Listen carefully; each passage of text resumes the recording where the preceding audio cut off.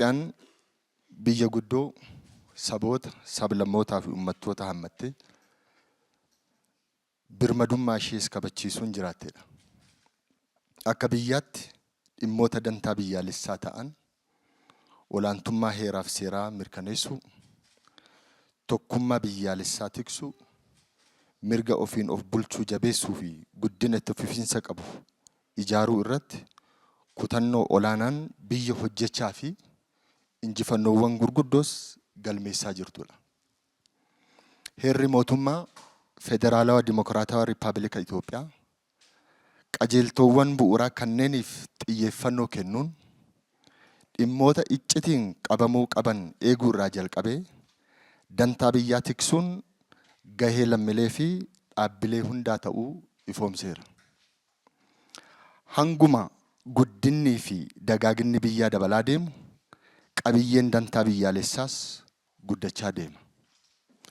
Har'a gaanfa Afrikaa bakka ji'oopolitiksii olaanaa fi dirree dorgommii idil-addunyaa ta'ee jirutti dhimmi dantaa Itoophiyaa yeroo kam caala xiyyeeffannoo guddaa barbaada. Kanaaf dorgommii kana keessatti dantaan Itoophiyaa osoo hin sharafiin hojiirra oolchuun dirqama dhaabbilee fi lammiilee biyyattiiti.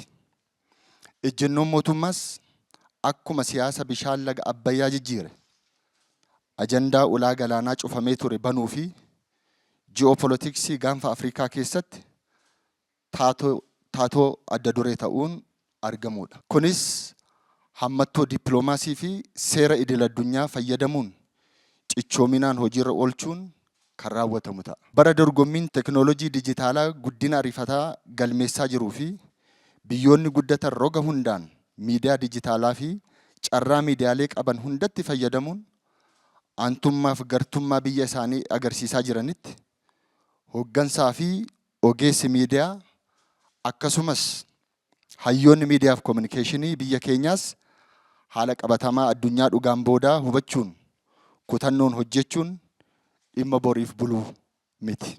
Addi waraanaa guddichi dantaa biyyaalessaa kabachiisuu danda'u waraana gama miidiyaatiin jirudha. Dhaabbileen miidiyaas waraana gama kanaan jiru qolachuuf beekumsaa fi teknoolojii jaarraa kanaa hubachuu fi hidhachuun dhimma filannoof dhiyaatu miti. Miidiyaan hojii hojjetuun biyya ni ijaara. Itti gaafatamummaa isaa ba'achuu yoo dhabe garuu haaluma salphaan biyya ni diiga.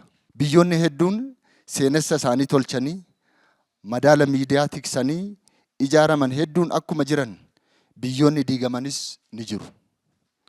Nuti seenessa tolchinee miidiyaan biyya ijaarru malee biyya itti gaafatamummaa keenya dagannee biyya miidiyaan diignu hin qabnu. Dhimmi guddina biyyaa hojii idoo miidiyaatis. Guddina kana milkeessuufis hirmaannaa lammiilee jabeessuuf hojjechuun barbaachisaadha. Bilisummaan miidiyaa akkuma eegametti ta'ee duudhaalee dhugummaa, haqummaa, alloogummaa, amanummaa jabeessuun waldhabdee fi walshakkii hir'isuuf hojjechuunis murteessaadha. Kana malees miidiyaan dantaa biyyaalessaa akka eegamuuf hojimaanni mootummaa akka iftoomina qabaatu gahee eegumsaa taasisuu, sagantaalee fi imaammata mootummaa irratti hubannoo uumuun hirmaannaa lammiileen gama siyaasaa, diinagdee fi hawaasummaa irratti akka jabaatu taasisuun gahee miidiyaa keessaa isa olaanaadha.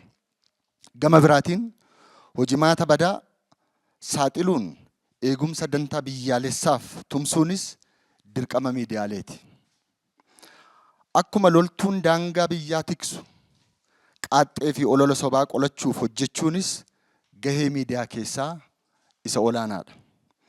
Fooyya'insa labsii bulchiinsa miidiyaa akka biyyaatti taasifameenis hammattoo seera miidiyaa ture cimsuun haala qabatamaa sadarkaa biyyaa fi idil-addunyaa keessa ilaalcha keessa galchuun miidiyaaleen hojii isaanii keessatti nagaa fi tasgabbiif dursa kennu, guddina jajjabeessuu fi imaammata haajaa alaa fi dippiloomaasii irratti hubannoo qabaachuun maqaa gaarii biyyaa ijaaruun akka xiyyeeffannootti kaa'ameera.